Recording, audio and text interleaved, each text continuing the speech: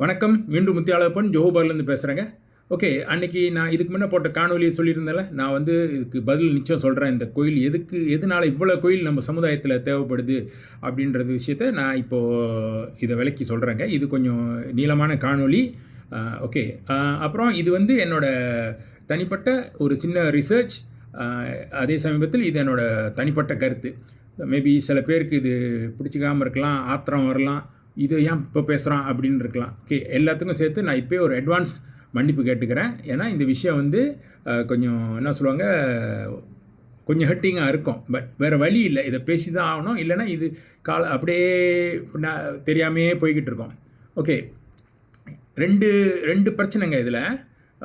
இந்த டாப்பிக்கில் முதல் பிரச்சனை வந்து எதனால நம்ம சமுதாயத்தில் இவ்வளோ கோயில்கள் தேவைப்படுது இன்னைக்கு. அதாவது இன்னைக்கு இவ்வளோ பிரச்சனைக்கு உண்டானதுக்கு காரணம் இந்த ரெட் ஜோனில் இருக்குன்னு சொன்னால அந்த கோயில்கள். அதாவது இது யார் நிலம்னு தெரியல, போய் மரத்தில் கட்டி வைக்கிறது. ஸோ அந்த மாதிரி அது ரெண்டாவது, எதனால நம்ம சமுதாயத்தில் இவ்வளோ பேசி, நான் மட்டும் இல்லை நிறைய பேர் பேசுகிறோம், நம்ம சமுதாயத்தில் உள்ள ஒத்துமை யூனிட்டியை பற்றி பேசுகிறேன். நம்ம ஒத்துமை இருக்கணும், ஆனால் அந்த பக்கத்து தலை வச்சே படுக்க மாட்டுறாங்க நம்ம சமுதாயத்தில். ஸோ இது என்னத்தினால இது நடக்குது அப்படின்றதுக்கு தான் இந்த விளக்கத்தை நான் நினைக்கிறேன் உங்ககிட்ட பகிர்ந்துக்கலான்ட்டு. ஓகே, இந்த விஷயத்துக்கு வருவோம். குலதெய்வம்னா உங்களோட புரிதல் என்ன? ஏன்னா இதை வந்து நான் பர்பஸ்லி நான் சில கூட்டாளிங்கக்கிட்ட எல்லாம் கேட்டு பார்த்தேன். சும்மா கேட்குறேன், என்ன தான் இதோட அர்த்தம்னா வர பதிலெல்லாம் கிட்டத்தட்ட ஒரே பதில் தாங்க. சுற்றி அங்கே தான் வருது.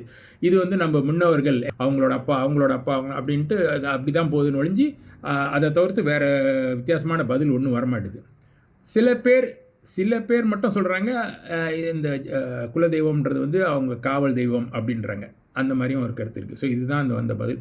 ஓகே, இது கொஞ்சம் கஷ்டமான விஷயம், பட் இதை பேசி தான் ஆகணும்.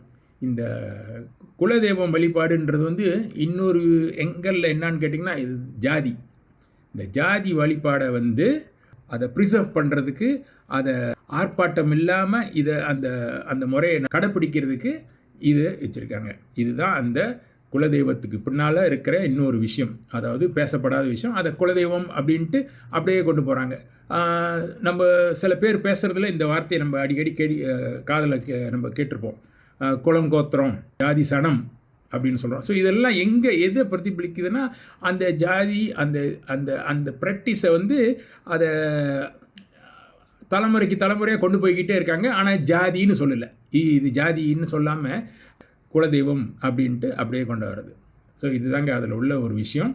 இன்னொரு விஷயங்க, இப்போ நான் இந்த குலதெய்வத்தை பற்றி, இந்த குலதெய்வம் வந்து ஜாதி அடிப்பாடு அப்படின்னு சொல்லி நான் இது விலைக்கு சொல்லிக்கிட்டு இருக்கேன்ல, இதை நான் விலைக்கு சொல்லி இந்த தகவல்லாம் தேடி பார்க்கும்போது எனக்கு வந்து ஒரு 80% நான் கன்வின்ஸ்ட். எனக்கு வந்து இதுதான்றது எனக்கு சரி நல்லா புரிஞ்சுக்கிட்டேன். இதுதான் இந்த பிரச்சனைக்கான. ஆனால் எனக்கு இன்னொரு ஏறக்குற ஒரு 20% ஒரு சந்தேகம் இருந்துக்கிட்டே இருக்குது. இது சரியாக இருக்குமா? இந்த காலகட்டத்தில் ஒருத்தரோட காணொலியை பார்க்கும்போது அவர் பேசின விஷயத்தை பார்த்தேன். இவர் வந்து நம்மளுக்கெல்லாம் ரொம்ப பரிச்சயமானவர், ரொம்ப விஷயம் தெரிஞ்சவர். ஒரு விஷயத்தை பேசினா நல்லா தெளிவாக ஆராய்ஞ்சி ரிசர்ச் பண்ணி அவர் பேசுவார். அவர் வேறு யாரும் இல்லைங்க, நம்மளுக்கு ரொம்ப பரிச்சயமானவர், ஐயா சுகிசிவம் அவருக்கு.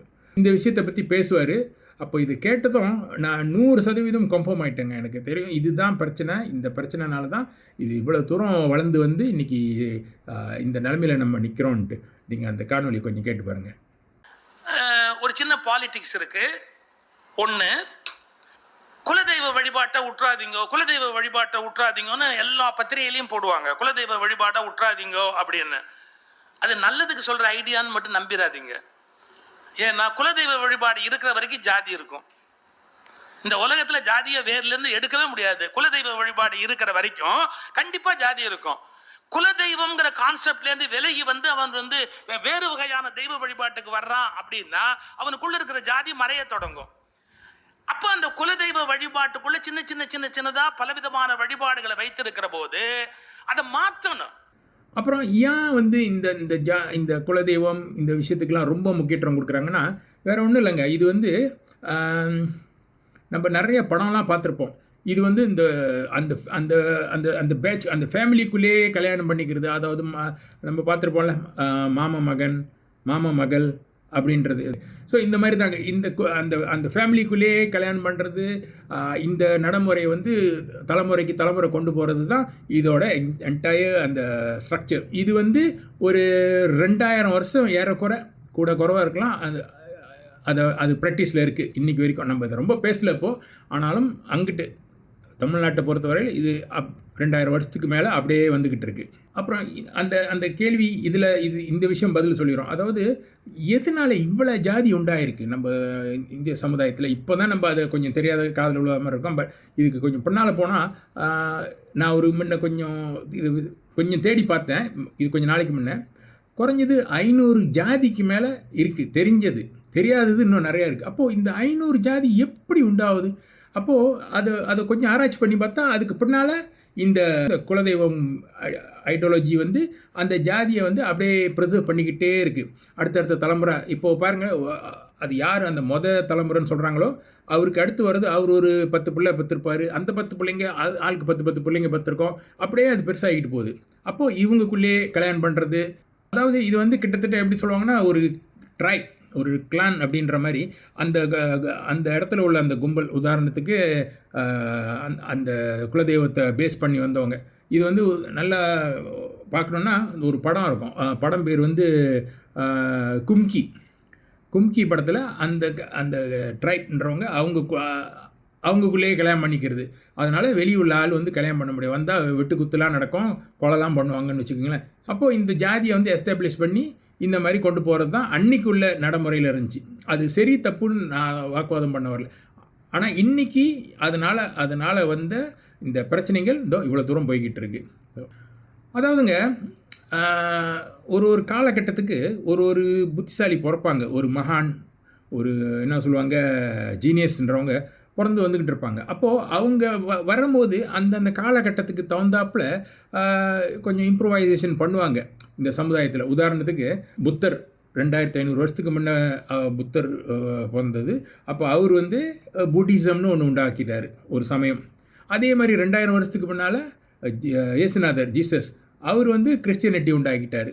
அப்புறம் 1400 வருஷத்துக்கு முன்னே முகமது வந்தார். அவர் வந்து இஸ்லாம்ன்றது ஒன்று அவங்க இம்ப்ரூவைஸ் பண்ணி அவங்க ஒன்று செய்கிறாங்க. அதே மாதிரி போதி தர்மன் நம்ம கேள்விப்பட்டிருப்போம். அவர் வந்து அடிப்படையில் அவர் வந்து ஒரு புத்த சமயத்தை சேர்ந்தவர். ஆனால் அவர் என்ன பண்ணியிருக்காரு, அவர் அதை இம்ப்ரூவைஸ் பண்ணி ஜென் மதம்னு ஒன்று உண்டாக்கிட்டார். அதே மாதிரி 700 வருஷம் சொச்சத்துக்கு முன்னே குரு நானா பிறந்தார், அவர் சிக்கிசம். அப்புறம் இதே மாதிரி சித்தி சாய்பாபா இவங்கெல்லாம் வந்தாங்க. இவர் வந்து எந்த புது சமயத்தை உண்டாக்கல. அவர் என்ன பண்ணியிருக்காருன்னா, இந்து மதத்தில் உள்ள நல்ல விஷயங்களும் இஸ்லாமில் உள்ள நல்ல விஷயங்களும் வச்சு அவர் ஒரு வழிபாடு அவர் உண்டாக்கிட்டார். ஸோ இப்படியே போய்கிட்டு இருக்கக்குள்ள ஒரு காலத்தில் வந்து இன்னொருத்தர் வந்தார். எல்லாருக்கும் நம்ம பேர் கேள்விப்பட்டிருவோம், பெரியாருன்ட்டு.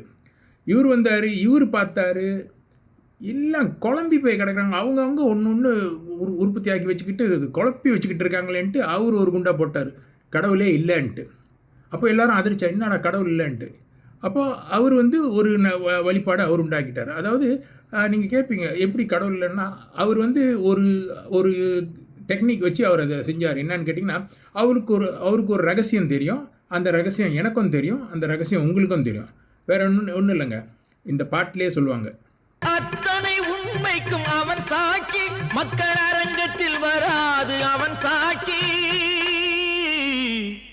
அரங்கத்தில் வராது அவன் சாட்சி.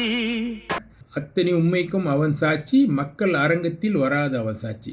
இவ்வளோதாங்க விஷயம். என்னன்னு கேட்டிங்கன்னா, கடவுள் வந்து நம்ம கூப்பிட்ற இடத்துக்குலாம் வரமாட்டார். அது கோட்டாக இருந்தாலும் சரி, ஒரு மேடையாக இருந்தாலும் சரி, இல்லை எந்த சபையாக இருந்தாலும் சரி வரமாட்டார். அது பெரியாருக்கு தெரியும், எனக்கும் தெரியும், உங்களுக்கும் தெரியும். ஸோ அந்த அடிப்படையில் அவர் சொன்னார், கடவுள் இல்லைன்ட்டார். கடவுள் இருந்தால் நீ காமிக்கின்றாரு, யாருனாலையும் காமிக்க முடியாது. அப்போ வேறு வழி இல்லை. அந்த லாஜிக்கை ஏற்றுக்கிட்டவங்க அவர் என்ன சொன்னாரோ அதை ஃபாலோ பண்ணிட்டு போய்கிட்டு இருக்காங்க. இல்லைன்றவங்க இந்த பக்கத்து இருக்காங்க. ஸோ இதுதான் அவர் பண்ணதுங்க. ஓகேங்க, இந்த காணொலி வந்து இன்னும் நான் அடுத்த பகுதியில் நான் இன்னும் விலைக்கு சொல்கிறேன். ஏன்னா இது ஒரு காணொலியிலே முடிக்க முடியாது. இந்த டாபிக் கொஞ்சம் நீளமான டாபிக், விலைக்கு சொல்லணும். ஓகே, அடுத்த காணொலியில் இதை தொடர்றேங்க.